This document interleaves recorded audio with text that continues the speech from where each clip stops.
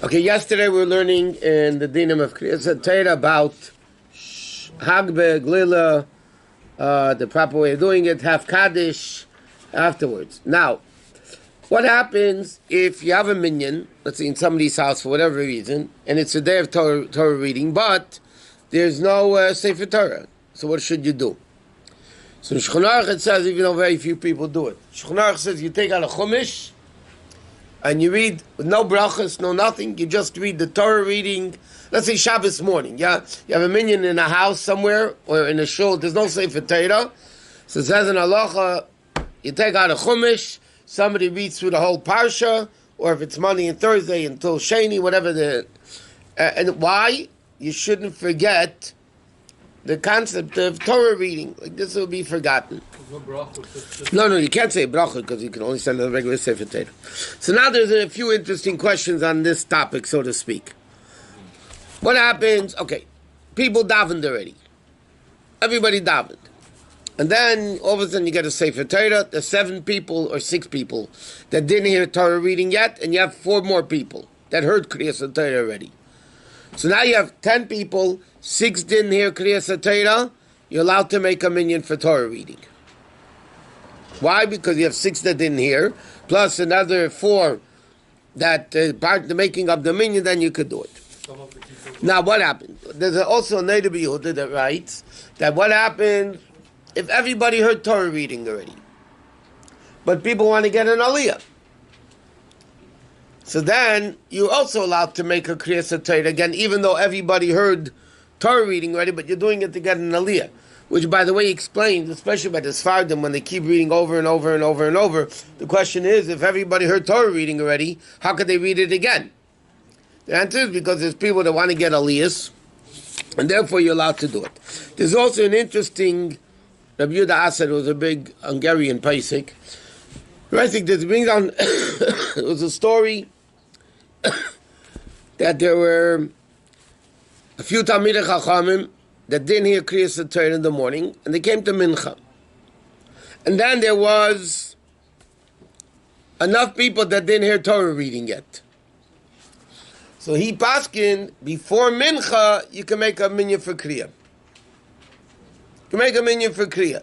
In other words, Kriyas Torah really has nothing to do with the davening. Even if you're not davening, but if you have to read the Torah Monday, Thursday, Shabbos, morning, Shabbos, Mincha, Chaydish, whenever it is. As long as you have people that didn't hear Kriyas Torah yet, you're allowed to make a minyan for Kriyas Torah, even though you're not going to be davening. There's nothing to do with the davening per se. Okay, next. Also, there's another interesting shaila, which is very practical today. When you want to bring a Sefer Torah to somebody's house, let's say, God forbid, somebody's sitting Shiva, or they're having a bar mitzvah in a hotel. So are you allowed to bring a Sefer Torah to a mourner's house? Or are you allowed to bring a Sefer Torah to a bar mitzvah? So Mishnah Berurah brings down, most poskim say that you need to read at least 3 times. You need to have 3 Torah readings. The Rebbe writes in a letter, which is a very big chiddush, it doesn't mean 3 Torah readings in one day. 3 different, like Monday, Thursday, Shabbos. 3 actual Torah readings. The world is more makel today, the more lenient today, especially if a Sefer Torah is brought, not like in and out. You know, you just bring the Sefer Torah and then you just take it out. That's disrespectful. But if you have, let's say, like now they have these mini Aron Kodesh, you know, or you bring a Sefer Torah a little bit earlier and you have a respectful place where to keep it in the house or in the, whatever it is, so then you would be allowed to do it. Even if you don't have 3 Torah readings. As long as it's brought in a respectable way. You can have it to a Sefer Torah in the house, in a closet, no? You could, but I mean, if somebody owns a Sefer Torah, but again, then there's a lot of dinim involved. How you have to be respectful in the house. You can't have a Sefer Torah in the living room, in the closet, and everybody's running around there and doing who knows what. But you put it in like a covered place. Like a show. Covered place, no? Yeah, I'm saying you have to put it in a respectable place. It should be respected and so on and so forth. A lot of people, you should know, when they make functions in shul, let's say a lot of places they have one room and it's a multi-purpose room. So then a lot of people have a minhag that when they do other things in the shul, they'll put actually like a wall, whether a big board or something, to block off the Aron Kodesh out of respect, again, to the Aron Kodesh and to the Sefer Torah and to all that. And being like a library of the room? Of the Could be in a library in a room, yeah. Okay. Good. Mistakes in the Sefer Torah we're going to leave out. Okay, now after going in the sequence of davening, so after you finish Kitzur Torah, the next thing you say is Asher V'Latzion. Okay? Again, also when you say Asher, when you say the pasuk B'Seachas Yedecha, even in that Asher, you're supposed to have kavanah, what the words mean, at least the literal meaning of the word. Okay, then in between Asher and V'Latzion, you have Lam Natseach. So there's a lot of different customs when you say it, when you don't say it. The Baal Alter Rebbe writes in our Siddur, the minhag is, any day of no tachnun, you don't say that Lam Natseach. And then after davening, before you say Tillim, you're supposed to say that kapitel. Okay? Because then you're saying as Tillim, not as a request. But other people just don't say it, let's say Rosh Chodesh, Chanukah, Purim, things like that. But on a regular day of no tachnun, they will say it. They will say Lam Natseach. There's a very big chiddush of the Rebbe that, and therefore you find even contradictions, what the Rebbe did in different times. The story was basically, it was a Seres Yemei Tshuva, and there was a bris in 770, not a bris in 770. The Rebbe's secretary was the sandik of that bris. Okay? It was Vav Tishrei. The Rebbe was davening for the Amid. He had Yotzeit for his mother. And because in halacha it says, even if you don't say Tachnun, you say Avinu Malkeinu. You know, the long Avinu Malkeinu. So you say, normally you would say, on a fast day you would say, Tachnun Slichas, long Avinu Malkeinu. Aseres Yemei Tshuva, we also say Avinu Malkeinu, the long Avinu Malkeinu, after Tachnun. Right? So normally in halacha it says, that you say, you don't say Tachnun, it's a bris, you don't say Tachnun, but you say Avinu Malkeinu. The Rebbe that day didn't say Avinu Malkeinu. He went straight to Chotzi Kaddish and went straight to Asher V'Latzion, whatever it was. So they asked the Rebbe, what's the story? So the Rebbe by the Fabrengen explained, and he proved that from the Alter Rebbe, it's not in these it's in the Old Siddur. What the Alter Rebbe writes, between Asher V'Latzion, the days you don't say Tachnun, the Rebbe was mechadish then, and that became Chabad Minhag, obviously, that Avinu Malkeinu is connected to Tachnun, number one. No Tachnun, no Avinu Malkeinu. And secondly, after Tachnun, before Vayibin said, we say Kelach Rapayim, you know those 2.5 lines? So the Rebbe said, according to Alter Rebbe, you don't say that either, anytime there's no Tachnun. So the Rebbe said, it was a very big chiddush, but that's what the Rebbe said, and that's what we do. The Rebbe said that any day there's no Tachnun, there's no Avinu Malkeinu. Any day that there's no Tachnun, you don't say Lam Natseach, that the Alter Rebbe says, and you don't say Kelech HaPayim either. Therefore, you'll find a lot of differences.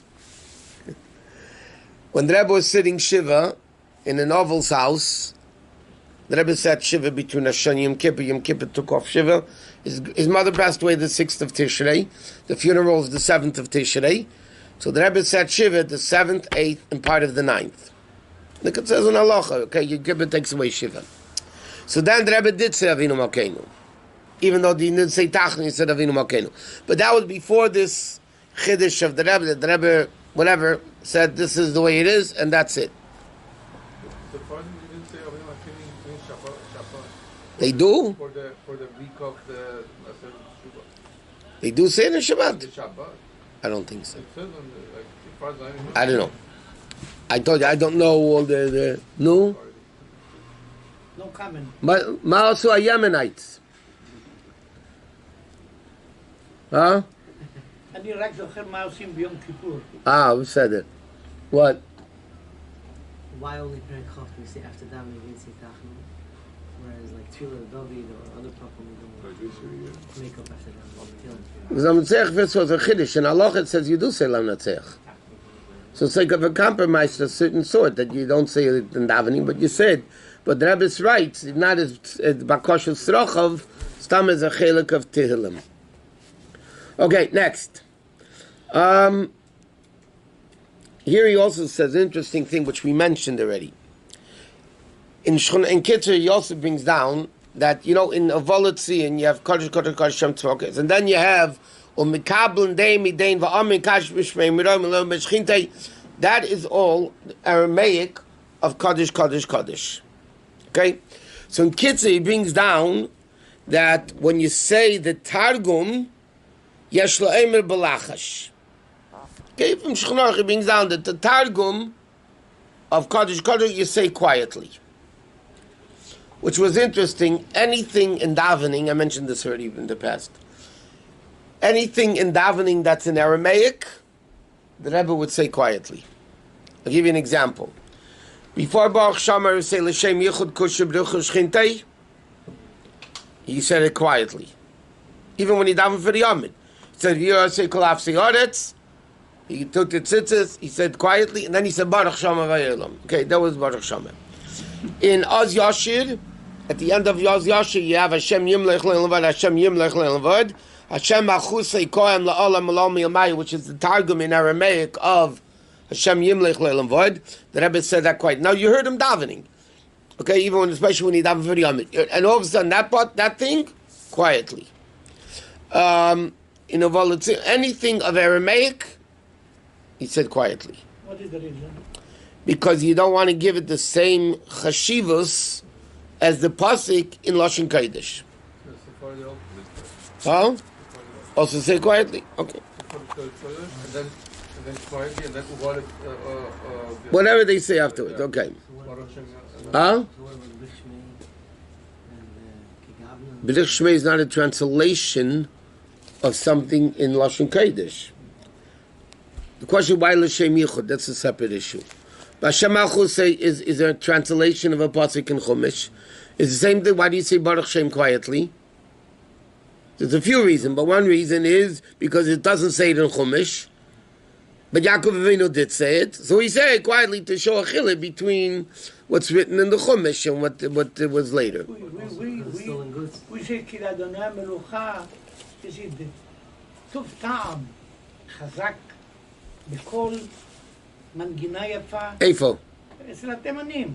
נו. כי לאדוני המלוכה מושל בגויים. רק ביום כיפור. On Yom Kippur. לא ביום כיפור. No, you told me you only know Yom Kippur. כל שבת.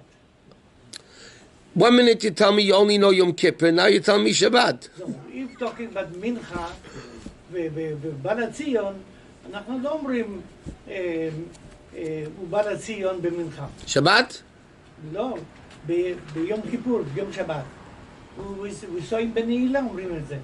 We don't say it by Mincha either, Yom Kippur. לא, ביום שבת, לא. No, but not b'Shabbat, by Yom Kippur. Mincha, you don't say Asher V'Alatzin, because you say it by Ne'ilah. לא אומרים. לא אומרים. בנעילה אומרים את זה. כן, נו. ביהודים אצלנו גם כן כזה. כמו התימנים. השאלה איזה יהודים?